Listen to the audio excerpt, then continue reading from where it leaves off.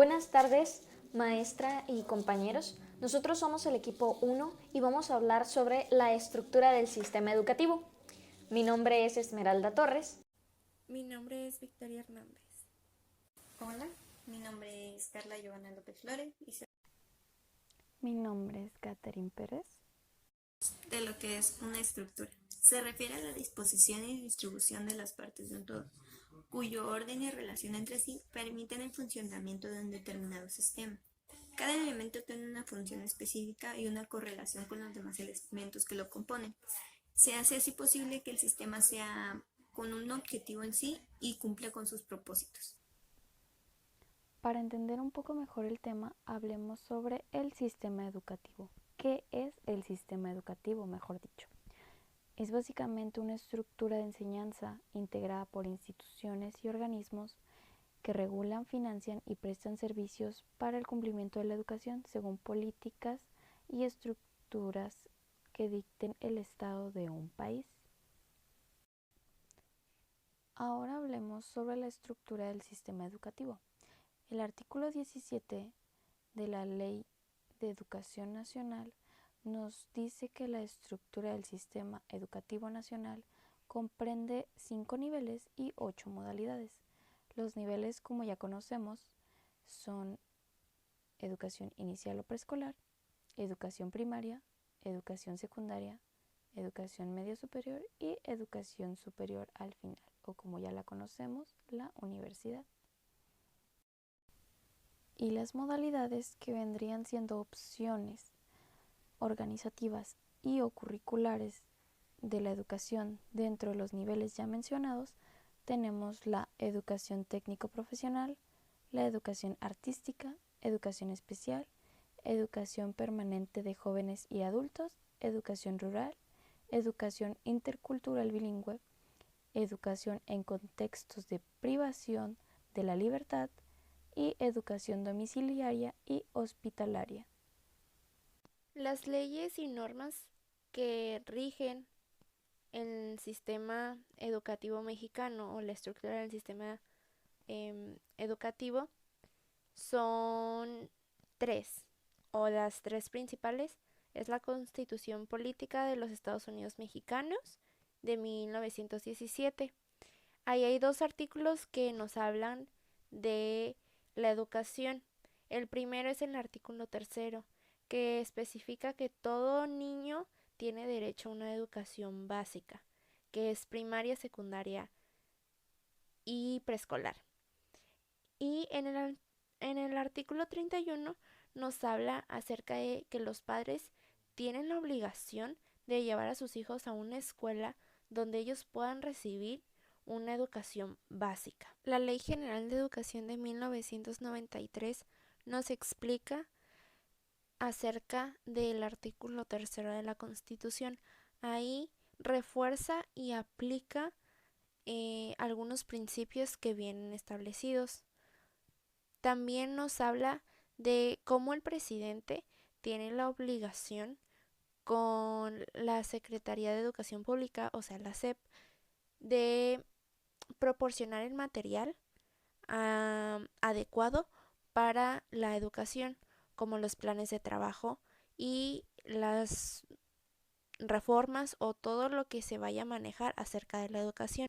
La Ley Orgánica de Administración Pública y Federal de 1976, el punto más relevante es el artículo 38 que nos habla de la SEP, cuál es su reglamento y quiénes son los encargados de realizar las modificaciones acerca de los reglamentos y de la estructura de la educación en México.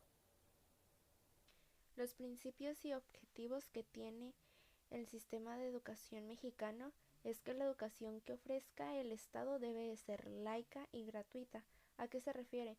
Que puede ser para cualquiera, porque debe de ser gratuita, cualquier persona puede acceder a ella, y laica, que es ajena a cualquier doctrina religiosa. Debe de guiarse por el principio de democracia, porque este es para todos. No se debe discriminar y se le debe de permitir el acceso a cualquier persona. Entonces, no hay restricción ni limitación para alguien. La estructura del sistema educativo en México consta de 5.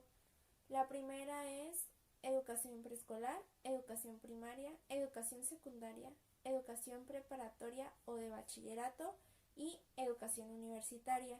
Como lo podemos ver, cada una tiene su periodo, sus niveles y su estructura que vamos a explicar.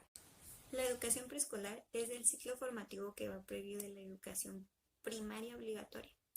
Es aquella que se imparte a partir de los 4 años. En el preescolar se le enseñan distintos contenidos, desde el desarrollo de sus habilidades y conductas, conocimientos básicos de la vida, conocerse a sí mismo, como conocer el mundo en sí. Uno de los métodos que utilizan mucho en la educación preescolar es mediante los juegos. Mediante los juegos es más fácil que los niños adquieran el conocimiento y se les peguen las cosas. Básicamente es jugar para aprender.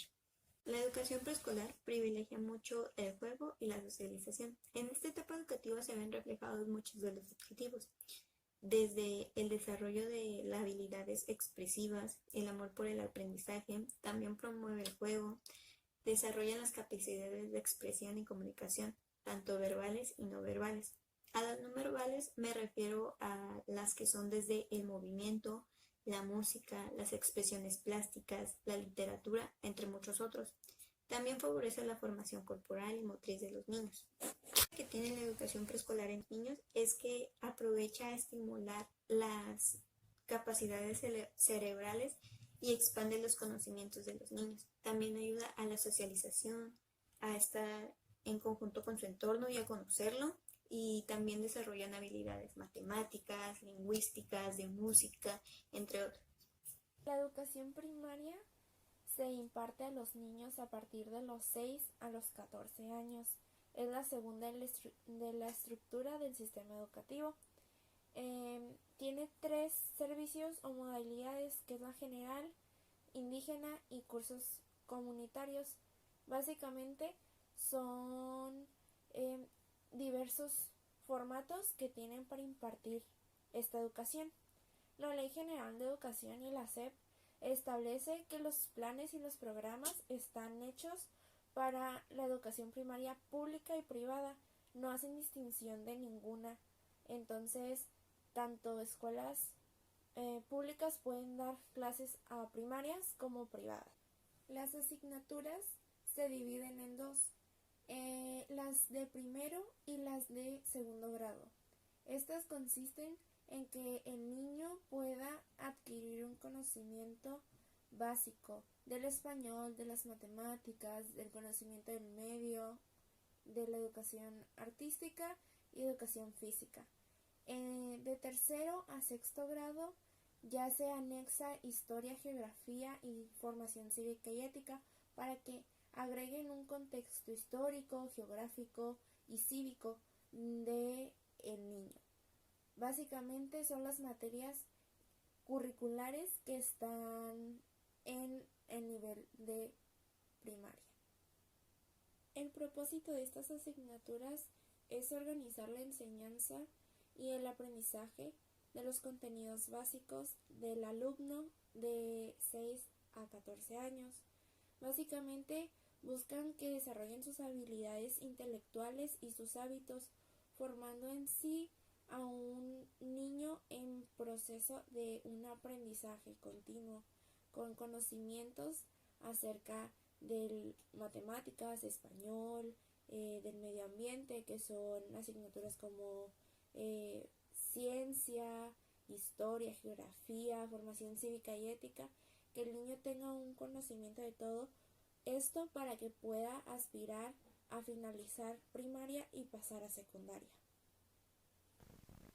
Educación secundaria, o también conocida antes como educación básica superior, es obligatoria desde 1993 y abarca de los 12 a los 15 años de edad aproximadamente. Se desarrolló en México a partir de la necesidad de que existiera un nivel educativo entre primaria y preparatoria a principios del siglo XX aproximadamente. son dos tipos de secundaria. Sería la secundaria privada y la secundaria pública. La secundaria privada, como ya sabemos, son las que imparten escuelas que se financian a sí mismas y que están incorporadas ya sea a la SEP, a un estado o a alguna institución autónoma. Y la pública pues es totalmente subsidiada por el estado. La secundaria pública cuenta con modalidades tales como la secundaria general, la secundaria técnica y la telesecundaria. La secundaria general se encuentra en áreas urbanas y rurales. Se distinguen por tener talleres y laboratorios y porque cada asignatura la imparte un profesor especializado en el área. La secundaria técnica es básicamente lo mismo que la general, pero hace un énfasis en las tecnologías. En cambio, las telesecundarias están destinadas a jóvenes de localidades urbanas, rurales, subrurales, que están marginadas del país. En esta modalidad solo hay un maestro responsable y este utiliza material impreso o apoyo electrónico para impartir sus clases. Educación media superior, o mejor conocida como la preparatoria. Esta es aquella que se imparte después de la educación secundaria, aproximadamente de los 15 a los 19 años, y está conformado por 3 subsistemas. El primero es el bachillerato general, segundo, bachillerato tecnológico y tercero, profesional técnico. Estos se componen de planes de estudio de aproximadamente 3 años, aunque algunos pueden ser en 2 o hasta en 1 año. La forma de calificar es de 5 a 10, tomando el 5 como una calificación bastante baja y el 10 como la excelencia.